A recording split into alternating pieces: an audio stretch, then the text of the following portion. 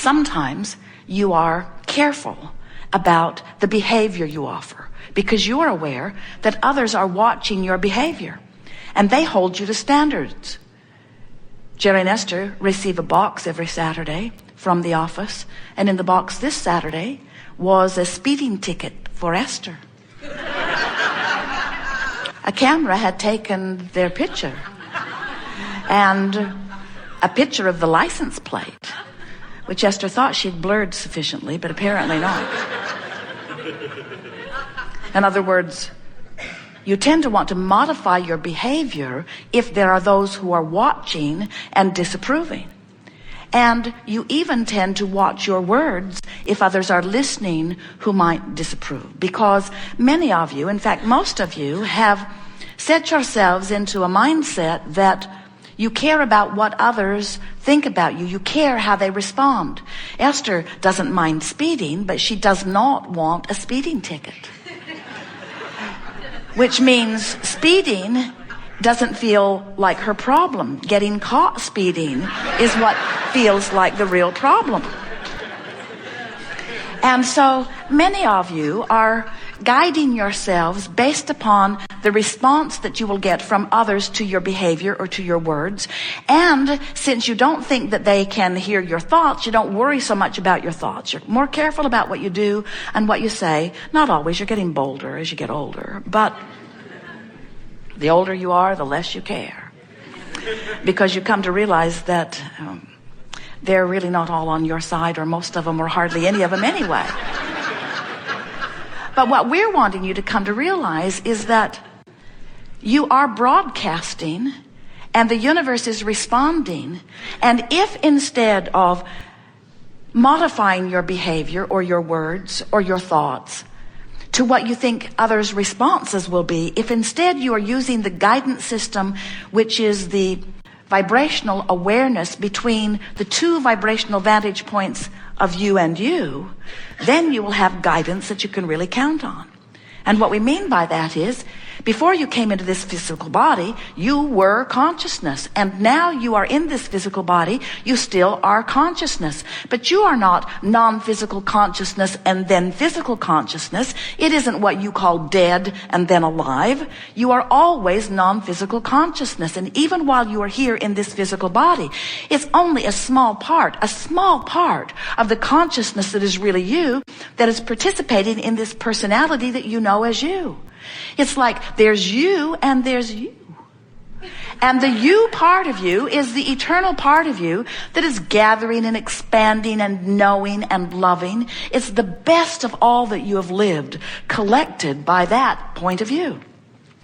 Some refer to that non-physical part of you as soul. We like to call it source. Some call it God. We like to call it all that is. In other words, this non-physical part of you that is expanding and evolving and becoming the joyful, loving, absolute understanding of worthiness being that you are, that part of you is active and alive within you at all times. And that's what you want to begin paying attention to. We don't want you to guard your words or your behavior because someone in your physical format may approve or disapprove. Although we know how nice it is to be appreciated and approved of. When someone holds you as their object of attention and they are tuned into source energy and in their appreciation as they hold you in that gaze, we know how good that feels to you, and we can understand why you would become addicted to that. It's lovely to be adored. It's lovely to be appreciated. But then they must give you their undivided attention, and they must never find an aspect of you that they disapprove of. Or you feel like a puppet that someone has let go of the string. If you are counting on your feedback from other humans as what guides you, and so many are, and you are killing one another in massive droves as you are disagreeing with the thoughts that you are offering and the behaviors that you are living, if you would, instead of trying to guide yourself in the impossible way, have you ever tried to guide yourself that way? Someone you care about? Maybe it started out as one of your parents or both of them. It's hard if there were two of them because they weren't the same. They wanted different things from you, nearly drove you crazy when you were little. But have you ever had someone who You so want to please them, and you stand on your head. You train yourself into the behavior and even thought processes that they want from you. And they're very good at it, aren't they? They smile or they frown. They hug or they slap. They bless you with benefit or they withhold from you things that you want. In other words, it's pretty easy for someone to train you. Have you ever been trained by someone? And then, just when you thought you were as good as they wanted you to be, they changed their point of view. They set up different standards. So the hoops and the jumping just became more and more and more. Have you ever had two people in your life that you were trying to please who were different, who wanted different things from you? So you please that one when that one's around, and that one when that one's around. And oh, please don't ever let them be in the same room at the same time. You find yourself being a schizophrenic. You find yourself shutting down, not showing who that one knows you to be to that one, or who that one knows you to be to that one, because things don't go well when you do that. Have you ever experienced that? Have you ever walked into a room and you can feel that something was going on in there before you got there? That now you're there, they're not talking about it anymore? In other words, you've been going crazy trying to measure yourself against other humans who have different standards about how you should behave. And this is the most interesting part of that. When you change your behavior to please them, you teach them or call them away from their own guidance system too. In other words, when you deliberately modify your behavior to try to make someone happy, what you teach them is conditional love. You say, oh sure, I'll do everything in my power to change the conditions so that you can feel better. And unless everybody in their life does that, then they're not that happy, are they? If they need your behavior to change. But when you remember that you were source energy before you were born, and you still are source energy even though you're in this body, and that source energy part of you is love. So when you're focused upon something and not feeling love, you've got two different vibrations going on within you. And law of attraction's response to the two vibrational aspects of you cause you then to feel negative emotion. That's what your emotional guidance is. Your emotional guidance, the emotions that you feel, are your indicator in every moment of how close the thought you're thinking in your physical body right now matches the thought of who you really are. So as we're moving forward here today, we want to show you how to tell your new story. We want you to tell the story of what's over here in your vibrational escrow. You don't need to keep telling the story of why you put it in vibrational escrow. You don't have to explain to the universe. Your mother, we sort of got that. Your mother, you found that if you pleaded a really needy case, sometimes she'd give up the goods. But when you plead a needy case to the universe, you hold yourself in the vibration of need, and the universe, the abundant universe, cannot give you. Your need cannot be fulfilled. Your needs cannot be fulfilled. Need and fulfillment are opposite vibrations on the vibrational scale. If you need it, you can't get it. Isn't that interesting? Jerry and Esther have a lovely friend who's a waiter at a restaurant in Boston. They look forward to seeing him twice a year when they go back, and they eat there every day for the time that they are there. They become very good friends, and he gives them the most delightful experience. There is everything about him that they adore. And on the next to the last night, Esther gave him a very remarkable gratuity.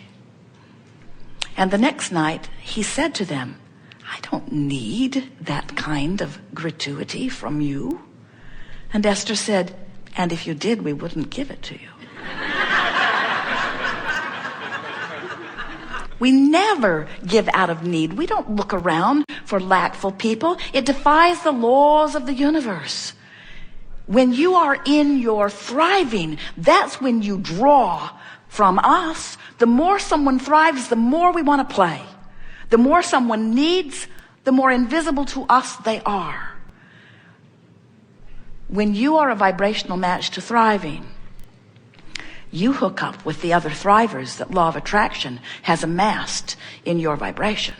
when you hook up with needers, you hold yourself apart from the thriving you've asked for, and law of attraction hooks you up with other needers. It's just law. It's just truth. It's just fact. It's just evidence of vibration. So you can play it any way you want. You can tell a needy story. You can tell a prosperous story. And if you're in need, we understand how the needy story comes easier. Those words are easier, and in many cases you've practiced them longer, and you have very funny stories to tell in your needy way. But if you will begin practicing the new story, if you're in need and you tell an angry story instead of a fearful or powerless story, your angry story will serve you, because there's more empowerment in your angry story than there was your needy, powerless story. But after a while, your angry story will not serve you. After a while, a less angry story will serve you better. And after a while, a story of frustration will serve you. Now, if you're really feeling powerless, don't try to tell a positive story. You'll choke on your own words and trip over your own tongue. It will backfire, because those vibrational frequencies are too far apart, and you can't fake it. You can't fake a vibration to the universe. So, if you are telling a story of frustration, now try to tell a more hopeful story. And once your hopeful stories on the dominant subjects of your life become normal practice stories to you, when you start feeling hopeful, when you are in a place of hope, you are in the vibrational range of your vortex. And if you can stay there, if you can manage to maintain a hopeful story, I'm really looking forward to wouldn't it be nice if? Wouldn't it be nice if? Won't it be nice when? If you can maintain those good feeling stories, you'll be close enough to this vortex that it will bring you in to where the rendezvous and the things that you've been asking for are. And then, as the manifestations begin to occur, you easily move from hopeful into knowing. Do you need to know something before it will be? No. You just need to be within range so that the universe can show you that it is. In other words, when you believe something, the universe will show it to you again and again. But how can you believe something you doubt? You have to work your way into closer and closer and closer belief. And when you get into the range of belief, the universe will give you the evidence to take you all the way in. And once you begin hanging around in belief on those subjects, you will come to a place of knowing. You will know your power. You will know your value. You will know the well-being of this time-space reality. You will know the well-being of the eternal nature of that which you are. You will know the reason for your being. You will come to remember that you came forth not to fix things that are broken. You came forth to explore the environment, to make things that are better through the clarity of that which you are about. You are focusing mechanisms. You are creative genius. And you create through the stories you tell, through the thoughts you think, through the life you live, through the vibration that you offer. You have control of the vibration you offer because you have control of the thoughts you think. And you have control of the thoughts you think because you have the capacity to tell an improved story no matter what.